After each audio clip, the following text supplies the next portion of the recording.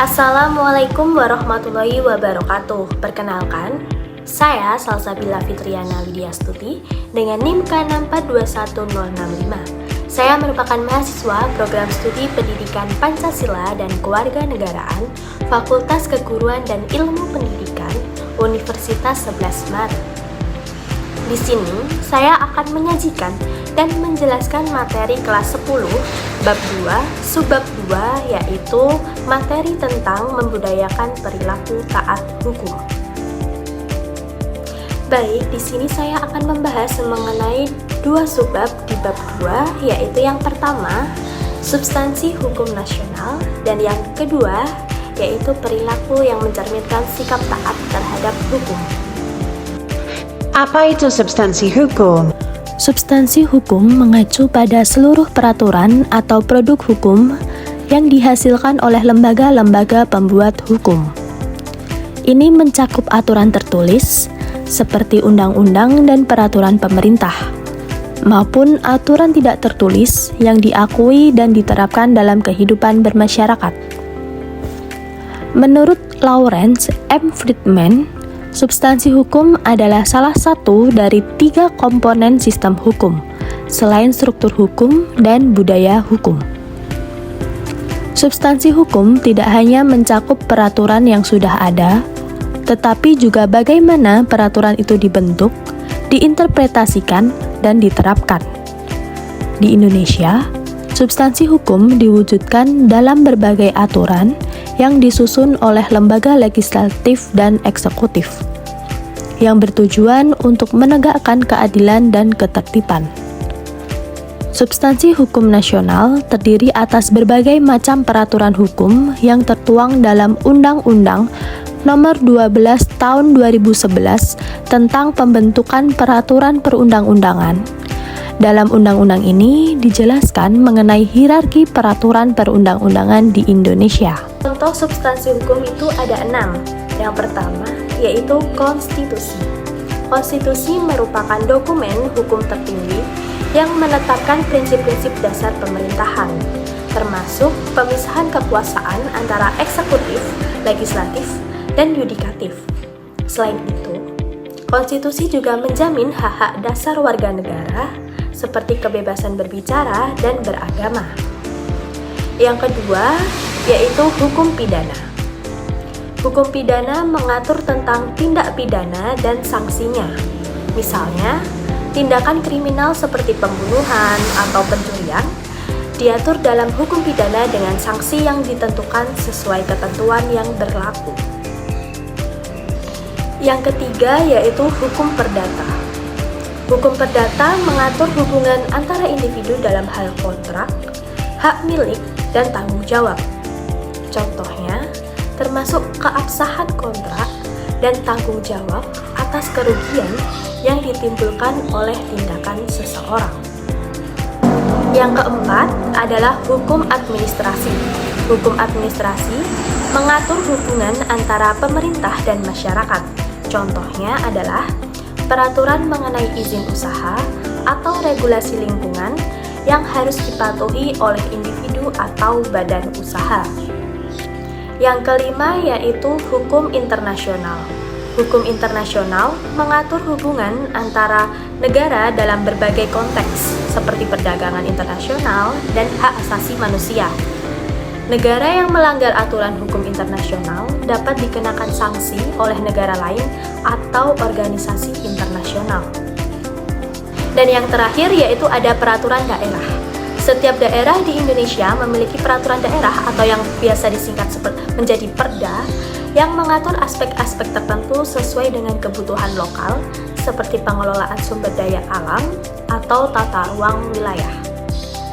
Materi yang selanjutnya yaitu perilaku yang mencerminkan sikap taat terhadap hukum. Dengan berperilaku taat hukum dalam kehidupan sehari-hari, berarti kalian menjadi pelajar Pancasila yang disiplin. Disiplin diperlukan di lingkungan keluarga, sekolah, masyarakat, dan bangsa atau negara. Ketaatan atau kepatuhan pada hukum oleh seseorang menunjukkan tingkatan kesadaran hukum. Ciri-ciri perilaku taat hukum antara lain Yang pertama yaitu memahami pentingnya pelaksanaan dan penegakan hukum. Yang kedua, tidak menimbulkan kerugian bagi diri sendiri dan orang lain. Yang ketiga, menjaga perasaan orang lain dengan mengukur tindakan yang akan dilakukan untuk orang lain terhadap dirinya sendiri. Dan yang terakhir yaitu aktif menerapkan perintah hukum dan meninggalkan larangan hukum dalam kehidupan sehari-hari. Perilaku yang mencerminkan sikap taat terhadap hukum dapat dibagi menjadi 4 lingkup atau 4 lingkungan. Yang pertama yaitu dalam lingkup keluarga, yang kedua yaitu dalam lingkup sekolah, dan yang ketiga yaitu dalam lingkup masyarakat, dan yang terakhir yaitu dalam lingkup bangsa atau negara.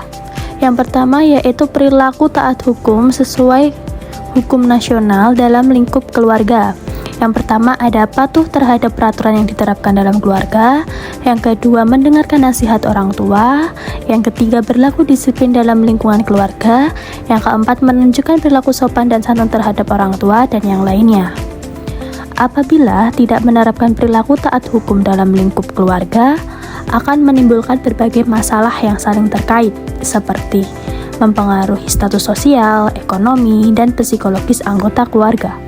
Oleh karena itu, penting untuk membangun kesadaran hukum sejak dini dalam lingkungan keluarga untuk mencegah dampak negatif tersebut dapat terjadi.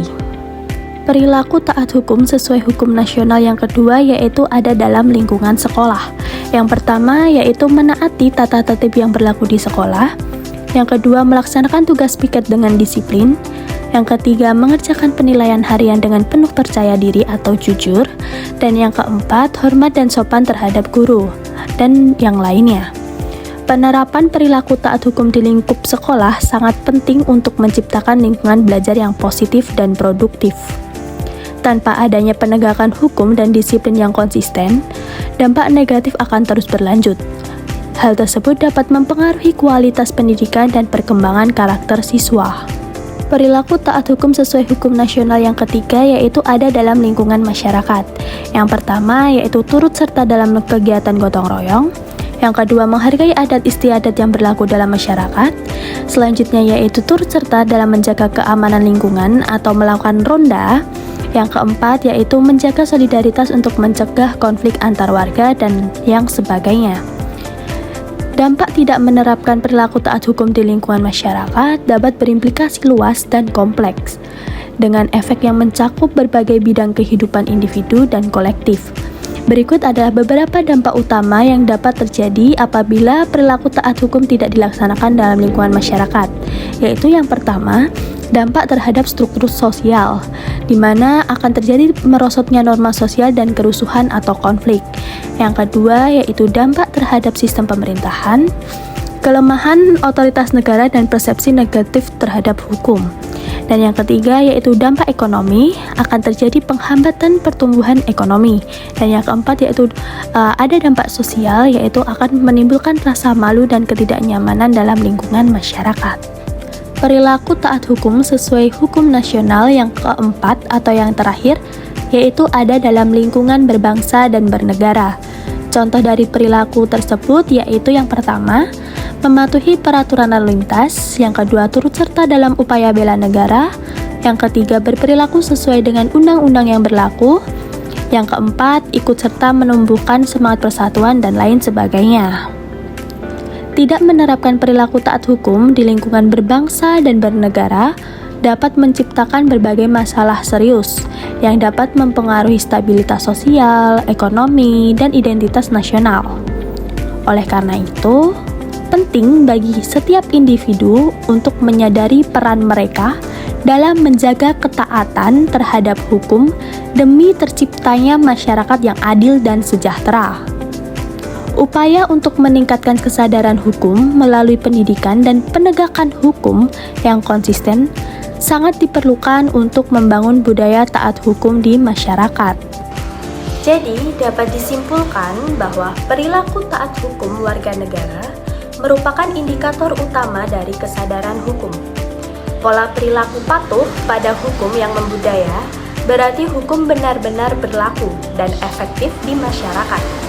Sebaliknya, apabila terjadi banyak pelanggaran hukum tidak berlaku efektif di masyarakat.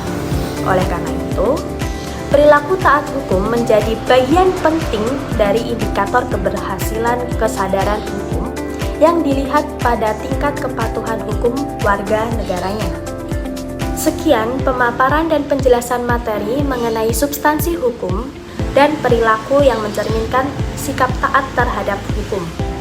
Semoga materi yang saya sampaikan dapat diterima dengan baik dan ilmunya dapat bermanfaat. Amin. Apabila saya ada salah kata, saya mohon maaf. Sekian dari saya. Wassalamualaikum warahmatullahi wabarakatuh. See you.